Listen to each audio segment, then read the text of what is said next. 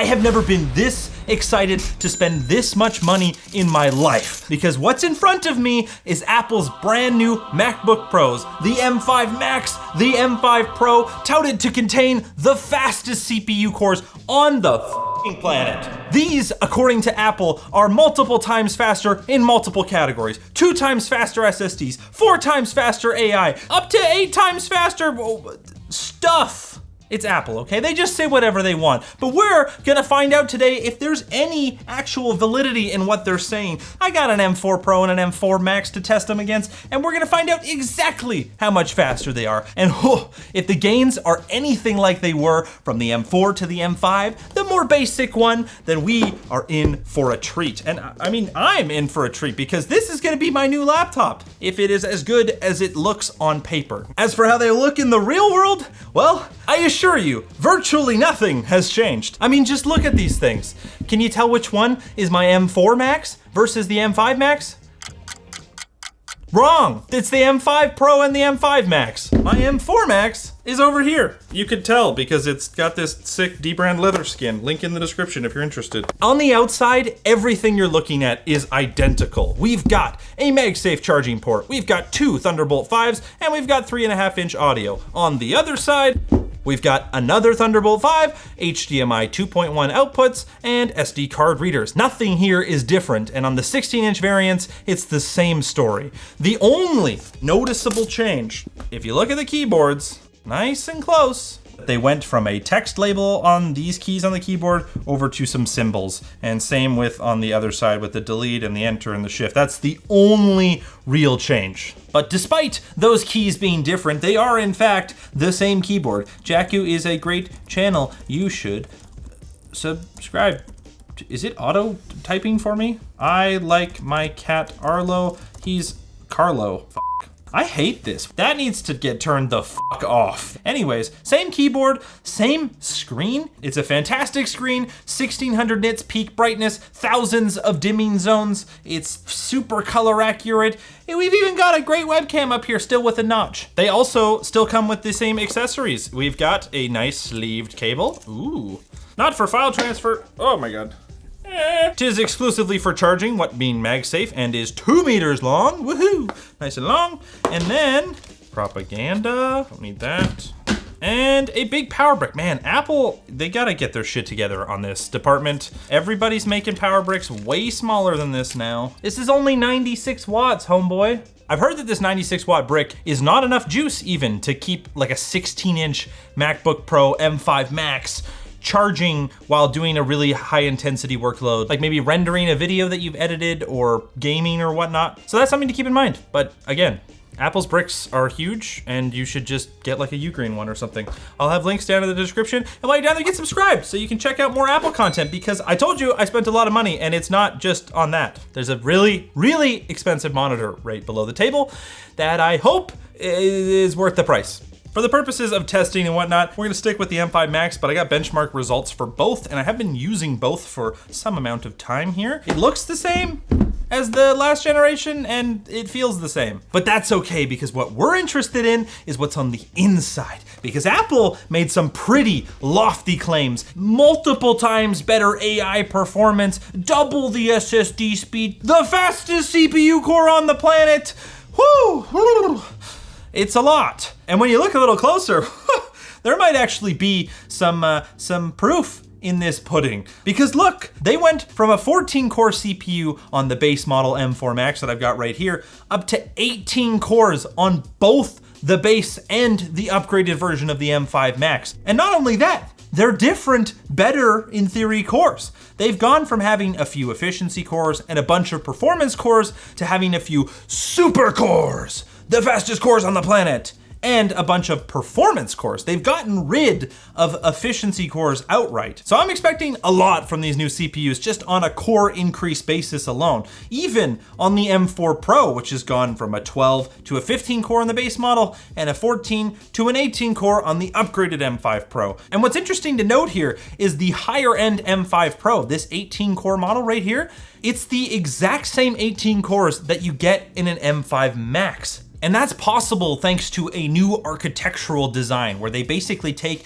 the CPU core part of the SoC and the GPU core part of it, and they smush them together, connect them together, which wasn't previously possible. That means they can take that 18-core CPU die and use it for both. And despite those GPU core counts remaining the same, the GPU is supposed to be way faster. It also has a neural accelerator in there to make AI faster, which is super cool. The ray tracing should be way faster. We're getting more memory bandwidth across the board. We're getting Wi-Fi 7 across the board and Bluetooth 6, except there was one change people are not super stoked about. They dropped the base storage spec across the board. So the M5 Pro and Max now start at 1 and 2 terabytes respectively, which is cool. More storage is cool, except that the price also went up to account for that. Now, in a world where memory and storage prices are as astronomically expensive as they are, so you gotta pony up if you want the performance. And I'll tell you what, it's got performance. But before we get into like actually the CPU performance, I need to see what the Wi-Fi speed is like. I never tried this yet. And I love fast Wi-Fi. I've got this Ubiquiti E7 Enterprise 7 Wi-Fi access point behind me. There's our baseline for the M4 Max, 1400 and 1600. And then, come on, it's gonna be faster, I swear it. Hey, okay. This is to a local speed test, by the way. This is, damn! It's definitely faster. I mean, here you go. This is ideal circumstances, what with being so close to the access point, but it's also not perfectly ideal circumstances because that is an access point that other devices are connected to. My phone is on there. There's other laptops in the room that are connected to that one. Let's just run it one more time just for safety. Come on, 2 gig, come on. Yeah, baby. Woo! Yeah, Wi-Fi 7, she rips, bud. Look at that, 2 gigabit down and nearly 2 gigabit up. I mean, sure, the Wi-Fi 6E in the M4 Max is still very fast, but man, it's that's like a 25% increase almost. You could like video edit over Wi-Fi with network storage if you wanted. That's crazy, man. And if you're using your new MacBook to build apps or websites, you know how frustrating it can be to spend hours downloading apps just to screenshot their onboarding flows or endlessly scrolling for UI design inspo only to find concept art that doesn't really work in the real world. That's where today's sponsor Mobbin can help. Mobbin is the world's largest UI and UX design reference library, and it gets you instant access to over 500,000 real market-tested screens from the best iOS and web apps out there. Let's say you're designing a sign-up page for your new big idea. Just search sign up in Mobbin and it'll show you exactly how top-tier companies are solving the exact same design problems that you are. They even map out complete user flows from onboarding all the way to canceling a subscription so you can see exactly how a user works through it. And the best part, with their Figma plugin, you can copy these flows directly into your canvas with a single click. So stop wasting hours doing manual design research and start actually designing just like the pros by checking out Mobbin at jakku.com/Mobbin or at the link down in the description. But if you're video editing locally, the local storage has also gotten a massive upgrade. Not to say that this would actually make a difference really for video editing, but it is twice as fast on the storage. Apple's claims are 100% correct here. We've basically gone from like a PCIe Gen 4 era SSD to a PCIe Gen 5 era SSD. Literally double, 6.5 gigabytes a second on the M4 Max to 13 plus gigabytes a second on the M5 Max. And it's the same deal on the M5 Pro. Wow, it is much faster. Whew. Cinebench, boom. It's a race. I'm testing you both. The test came in a slight bit lower than they did before because I was running screen capture during it, but you can see, here we go, M4 Max to M5 Max, and it is way faster, 6,500 points up to 8,500 points in Cinebench. And when you look at the proper testing numbers without the screen recording running, it's about 100 points higher on both.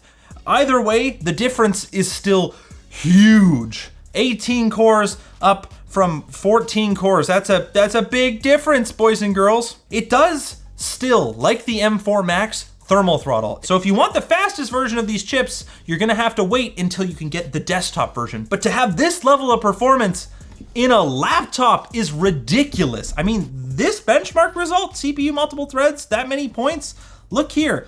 It's barely under Intel's Core Ultra 9 285K. That's a 24-core desktop-ass CPU, and it's not even 10% faster than this. That's crazy, man. And it gets even crazier. Let's try the GPU test in Cinebench. My God, I'm gonna stop the screen recording this time so we really get the proper numbers, but you're gonna be like, hot damn, man, that's crazy. 54,600 points, almost 72,000. And that's the same amount of GPU cores. This isn't even like an AI accelerated workload or anything like that. The new GPU in these frickin' laptops, whoo, it rips, genuinely rips. And so does the one in the M5 Pro. Ha, guess what? Another MacBook showed up. So now we've got the M5 Pro and the M5 Pro Plus is what I'm calling it. Pro Max. Wait, no, not that. I've also thrown AMD's flagship Strix Halo chip into the mix in the form of the Framework desktop, which I know it's a desktop, not a laptop, but I assure you that's not gonna matter. What does matter is it's kind of the closest in architecture non-ARM chip. It's got 128 gigs of unified memory, a 16-core CPU, and 40-core GPU smushed together. It's a pretty cool chip, but will it be able to compete against Apple's new behemoths? The answer is, it depends.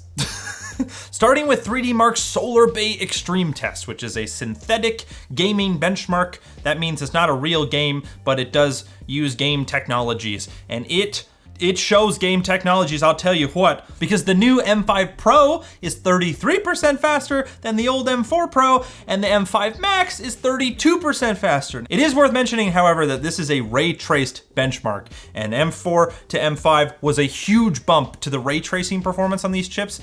So when we go to something that's rasterized instead, which doesn't include ray tracing, like Cyberpunk at the high preset at 1200p resolution, well, it's still a lot faster. 20% nearly on both the Pro and the Max. And then Shadow of the Tomb Raider, I don't know why the Pro is so different. I was getting a 30% performance increase, but on the Max SKU, it was only a 14% improvement.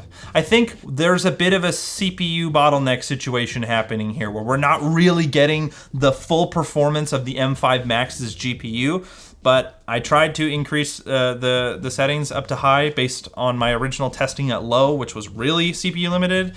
And I think that's as best as we're getting for Shadow of the Tomb Raider. That means overall, we're talking a 17% improvement from the M4 Max to the M5 Max in non-ray trace gaming, a 25% improvement from the M4 Pro Plus to the M5 Pro Plus, and for ray traced, it's 30% for both, which is, whew. Moving over to productivity, in Cinebench 2026's multi-core test, as well as the Blender Monster Under the Bed render demo using CPU, we're talking a 20% plus performance increase on both SKUs, as well as when we switch Blender over to GPU, which is crazy. But the gains don't look quite as good when you move into, well, Adobe, basically. In Puget Bench's Photoshop benchmark, we're talking a less than 10% performance bump. In their Premiere benchmark, less than 10% as well. It only starts to look like fantastic again when we look at the Puget Bench DaVinci scores, where it's 20+% again. Why might that be? Well, if you look at the Cinebench 2026 single core test, the numbers are f***ing crazy. It's the highest performance single CPU core on the market. Apple is definitely not lying about that. Holy shit, it's like 730. But their last gen laptops were also the fastest single core CPU on the f***ing planet. So we're talking about a 10% bump on top of that, which is still great, but it correlates pretty closely to how much of a performance bump Adobe gets, because Adobe's code base is like really old, and from what I understand, pretty single threaded. Speaking of single core, by the way, when we look at the Geekbench CPU results, it's around 10% single core as well, and for the multi-core test, it's around 20% as well. When you look at the GPU tests, the variance is higher, but it seems around 20% as well. Then, of course, the $1 million question. How does it AI? Maybe for you it's a negative dollar question, but regardless, it should AI a lot better. And to demonstrate that, I've got the Qwen 3.5 27 billion parameter model in a 4-bit quant, since that fits pretty nicely within the 36 gigs of RAM that each of these systems have. If you ended up with a higher end M5 Max, one with a bigger GPU and more memory, you could run this at like an 8-bit quant, but this open source model is like in spitting distance of Frontier, way bigger models, and you can run it on a MacBook Pro. It's pretty crazy. Let's try it. I'm gonna do the exact same prompt on both. Tell me what is a good Linux distro for a noob to use for gaming. But that's not even that much faster. That's like 10%, Apple. I thought you said it was like 4 times faster, man. That's because the speed up Apple was talking about is to the prefill speed, not the decode speed. Prefill, for the uninitiated, is basically the LLM processing the incoming prompt. So the text you give it, how long does it take it to understand and contextualize that information, versus decode speed, which is like how many texts can it generate. Decode speed is primarily tied to memory bandwidth. Prefill speed is tied to compute, and that is where Apple has buffed these chips. And we can demonstrate that by feeding it something massive, like how about the entire B-movie script? Yeah, okay, Apple wasn't kidding. 10% M4 Max, 40% M5 Max. You might be wondering, but Jake, why does this matter? I just asked my LLM which Linux distro to pick. I don't feed it B-movie scripts. I don't even like honey. But do you feed it PDFs or web pages or images? All of those require way more prompt processing than your short text questions, and that is where this speed up is going to make a huge difference, especially when you start talking about agentic workflows where tons of data can be constantly looped into the flow. Prompt processing matters a ton there. And there's our summaries. You can see it wasn't crazy faster in the tokens per second, 19 versus 22.5, but it was almost exactly 4 times faster to process the initial prompt. Just under 23 seconds on the M5 Max and over 80 seconds on the M4 Max. That is an insanely huge difference. I can't wait to see what M5 Ultra is gonna look like when it has even more memory bandwidth, and even more GPU, You snap out of it. As for the thermals and power consumption, the M5 Max can draw more power, but under sustained loads, it ends up being pretty much the same from the wall, in the neighborhood of 80 to 90 watts consistently. And they both still thermal throttle, at least in the 14-inch form factor. It's not a huge amount of throttling. 3D Mark showed a performance loss around 3 to 5% over the span of a 20-minute torture test. That's the same as it was before, so it's nothing too crazy there. I do wish Apple would just let the fans full send, because if you use an app to set the fans at 100%, the performance loss is closer to like 2 to 3%, which again, still thermal throttling, but not as much. On the Pro models, I didn't really notice any thermal throttling, which is good to see. And generally, it does seem like for basic stuff, the M5 Pro and Max don't quite get as hot, at least in terms of like surface temperatures and the fan speed and whatnot, which is cool to see. So overall, M5 Max and M5 Pro, it's the fastest single core on the planet, 10% faster than the previous generation, which was also fast as heck, 20% faster multi-core-ish, 30% faster ray trace gaming, 20% faster non-ray trace gaming. It's a beast. Do x86 Intel AMD laptops have any chance of ever recovering?